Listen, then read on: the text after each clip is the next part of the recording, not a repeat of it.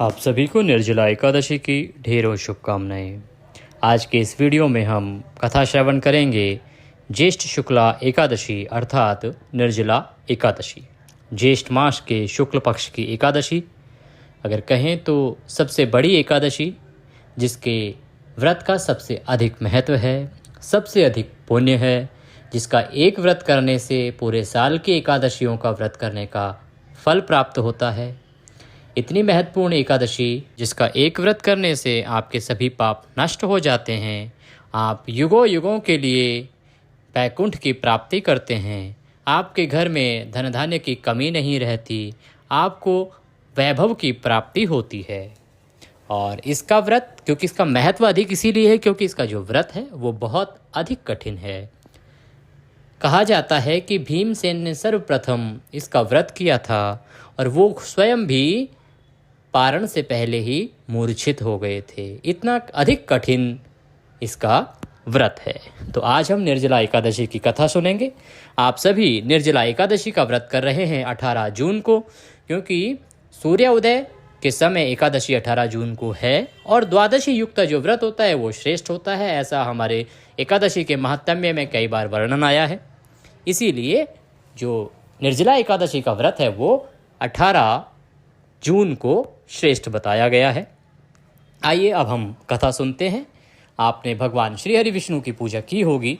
आप पूजा करने के बाद एकाग्रचित होकर बैठ जाएं, भगवान श्री हरि विष्णु के चरणों में मन को लगाएं और कथा सुनना आरंभ करें। भीमसेन व्यास जी से कहने लगे कि हे पितामह, भ्राता युधिष्ठिर, माता कुंती, द्रौपदी, अर्जुन, नकुल और सहदेव आदि सब एकादशी का व्रत करने को कहते हैं, परंतु महाराज मैं उनसे कहता हूँ कि भाई, मैं विधिवत भगवान की पूजा आदि तो कर सकता हूँ, दान भी दे सकता हूँ, परंतु भोजन के बिना रह नहीं सकता। इस पर व्यास जी कहने लगे कि हे भीमसेन, यदि तुम नरक को बुरा और स्वर्ग को अच्छा समझते हो तो प्रति मास की 2 एकादशियों को अन्न मत खाया करो। भीम कहने लगे कि हे पितामह, मैं तो ये पहले ही कह चुका हूँ कि मैं भूखा नहीं रह सकता, मुझसे भूख सहन नहीं होती। यदि वर्ष भर में कोई एक ही व्रत हो तो वह रख सकता हूँ, क्योंकि मेरे पेट में व्रक नाम वाली अग्नि है, सो मैं भोजन के बिना नहीं रह सकता। भोजन करने से वह शांत रहती है, इसीलिए पूरा उपवास तो क्या, एक समय भी बिना भोजन किए रहना मेरे लिए बहुत कठिन है। अतः आप मुझको कोई ऐसा व्रत बतलाइए जो वर्ष में केवल एक बार ही करना पड़े और मुझको स्वर्ग की प्राप्ति हो जाए। श्री व्यास जी कहने लगे कि हे पुत्र, बड़े बड़े ऋषियों ने अनेक शास्त्र आदि बनाए हैं, जिनसे बिना धन के थोड़े परिश्रम से ही स्वर्ग की प्राप्ति हो सकती है। इसी प्रकार शास्त्रों में दोनों पक्षों की एकादशी का व्रत मुक्ति के लिए लिखा है। श्री व्यास जी के वचन सुनकर भीमसेन नरक में जाने के भय से भयभीत हो गए और कांपकर कहने लगे कि अब क्या करूं? मास में 2 व्रत तो मैं कर ही नहीं सकता। हाँ, वर्ष में एक व्रत करने का प्रयत्न अवश्य कर सकता हूँ।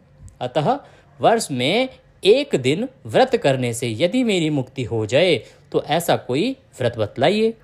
यह सुनकर व्यास जी कहने लगे कि वृष और मिथुन की संक्रांति के बीच ज्येष्ठ के शुक्ल पक्ष की जो एकादशी आती है, उस एकादशी का नाम है निर्जला। तुम उस एकादशी का व्रत करो। इस एकादशी के व्रत में स्नान आचमन के सिवा जल वर्जित है। आचमन में 6 मासे जल से अधिक नहीं होना चाहिए, अन्यथा वह मद्यपान के सदृश हो जाता है। इस दिन भोजन नहीं करना चाहिए, क्योंकि भोजन करने से व्रत नष्ट हो जाता है। यदि एकादशी को सूर्योदय से लेकर द्वादशी को सूर्योदय तक जल ग्रहण न करें तो उसे सारी एकादशियों के व्रत का फल प्राप्त होता है। द्वादशी को सूर्योदय से पहले उठकर स्नान आदि करके ब्राह्मणों को दान आदि देना चाहिए। इसके पश्चात भूखे और सत्पात्र ब्राह्मण को भोजन कराना चाहिए और फिर आप भी भोजन कर लेना चाहिए। इसका फल 1 वर्ष की संपूर्ण एकादशियों के फल के बराबर होता है। व्यास जी कहने लगे कि हे भीमसेन, यह मुझको स्वयं भगवान ने बतलाया है। इस एकादशी का पुण्य समस्त तीर्थों और दानों से भी अधिक है। केवल 1 दिन मनुष्य निर्जल रहने पर से पापों से मुक्त हो जाता है।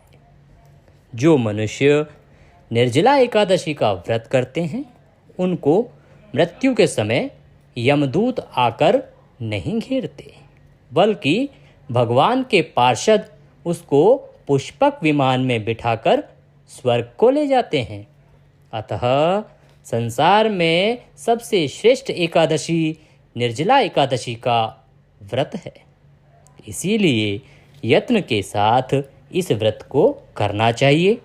उस दिन ओम नमः भगवते वासुदेवाय इस मंत्र का उच्चारण करते रहना चाहिए और गोदान भी अगर हो सके तो अवश्य करना चाहिए। इस प्रकार व्यास जी की आज्ञा अनुसार भीमसेन ने इस व्रत को किया। इसीलिए इस एकादशी को भीमसेनी या पांडव एकादशी भी कहते हैं। निर्जला व्रत करने से प्रथम भगवान का पूजन करके यह प्रार्थना करें कि हे भगवान, आज मैं श्रद्धापूर्वक निर्जला व्रत रखकर दूसरे दिन भोजन करूँगा। अतः आपकी कृपा से मेरे सब पाप नष्ट हो जाएं। इस दिन जल से भरा हुआ एक घड़ा वस्त्र से ढककर स्वर्ण सहित दान करना चाहिए। हाथ एक घड़ा लें, उसको एक कपड़े से ढक दें और कोई भी सोने की वस्तु उसमें डाल दें और उसको दान करें। जो मनुष्य इस व्रत को करते हैं उनको करोड़ पल सोने के दान का फल मिलता है, और जो इस दिन यज्ञ आदि करते हैं उनका फल तो वर्णन ही नहीं किया जा सकता। इस एकादशी के व्रत से मनुष्य विष्णु लोक को प्राप्त होता है। जो मनुष्य इस दिन अन्न खाते हैं वे चांडाल के समान हैं, वे अंत में नरक को जाते हैं। जिन्होंने निर्जला एकादशी का व्रत किया है वह चाहे ब्रह्म हत्यारा क्यों ना हो, मद्यपान करते हों, चोरी करते हों या गुरु के साथ द्वेष करने वाले हों, मगर इस व्रत के करने से सब स्वर्ग को जाते हैं। ये वेद व्यास जी कहते हैं कि हे कुंती पुत्र, जो पुरुष या स्त्री श्रद्धा पूर्वक इस व्रत को करते हैं उनको मैं बताता हूँ कि किस प्रकार के कर्म करने चाहिए।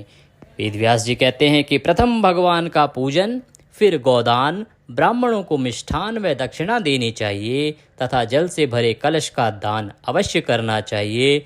निर्जला के दिन अन्न, वस्त्र, पात्र, उपानह अर्थात जूती आदि का दान भी करना चाहिए। जो मनुष्य भक्ति पूर्वक इस कथा को पढ़ते हैं या सुनते हैं उनको निश्चय ही स्वर्ग की प्राप्ति होती है। इति निर्जला एकादशी महात्म्य संपूर्णः। बोलिए श्री हरि भगवान विष्णु की जय। बोलिए निर्जला एकादशी की जय। इसी के साथ निर्जला एकादशी की यह कथा यहाँ पर समाप्त होती है। इसके बाद आप हो सके तो भगवान श्री हरि की आरती करें। आरती करके आप सभी को आरती दें। अपना दिन भगवान के चरणों में मन को लगाते हुए बिताएं। पूरा दिन आपको श्री हरि का नाम जपना है। अपने कार्य, दैनिक कार्य करना आवश्यक है, कार्य करना आवश्यक है, ऑफिस जाना आवश्यक है, कार्यालय में जो भी काम है, बिजनेस में जो काम है उनको करिए, लेकिन सात्विकता का ध्यान रखिए। किसी के साथ द्वेष वैर भाव ना रखें। क्रोध, लोभ, मोह आदि चीज़ों से दूर रहें, तामसिक चीज़ों को से दूर रहें और आपको ब्रह्मचर्य का पालन करना चाहिए। इन सब को पालन करते हुए हो सके तो शाम को श्री हरि का कीर्तन कीजिए, उनका नाम स्मरण कीजिए और 19 जून को आप व्रत का पारण कीजिए। पारण के लिए सुबह ब्रह्म मुहूर्त में उठ जाइए। उठने के बाद स्नान आदि करने के बाद जो हमने कथा में अभी वर्णन किया कि भगवान की पूजा करें। पूजा करने के बाद भगवान से निवेदन करें कि प्रभु, हमने ये जो निर्जला एकादशी का व्रत किया है इसमें कोई गलती, कोई त्रुटि, कोई भूल हमसे हुई हो तो उसे क्षमा करें और अपना आशीर्वाद प्रदान करें। इस प्रकार से आप भगवान को पुष्पांजलि करेंगे, फिर भगवान को भोग लगाएंगे। भोग में तुलसी दल अवश्य डालें। भोग में आप घी बूरे का भोग लगा सकते हैं। आप पीले चावल बना सकते हैं। पीले चावल विशेष रूप से बनाए जाते हैं इस दिन। और फिर आप भगवान को भोग लगाएं। ब्राह्मण को अगर हो सकता है तो भोजन कराएं, उनको दान दक्षिणा आदि देके विदा करें और उसके बाद स्वयं पारण करें। ये थी जानकारी निर्जला एकादशी की और व्रत कथा जो हमने आपको सुनाई। वीडियो को अधिक से अधिक लोगों तक शेयर करें, क्योंकि ये कथा जितने अधिक लोग सुनेंगे उनको उतना अधिक पुण्य प्राप्त होगा और वो जितनी पूजा पाठ करेंगे उस पुण्य का 10% आपको भी प्राप्त होगा, क्योंकि आपने उनको यह जानकारी प्रसारित की है, भेजी है। तो जितने अधिक लोगों तक आप हो सके ये व्हाट्सएप कीजिए। कमेंट बॉक्स में जय श्री हरि जय श्री विष्णु लिखना ना भूलें। इससे भगवान विष्णु प्रसन्न होंगे और उनके आशीर्वाद से आपकी सभी मनोकामनाएं पूर्ण होंगी। जो भी आप मांगते हैं वह इच्छा अवश्य पूरी होगी। वीडियो को लाइक करना ना भूलें। आज के इस वीडियो में अभी के लिए इतना ही। अगले वीडियो में फिर होगी आपसे मुलाकात। तब तक के लिए जय श्री हरि।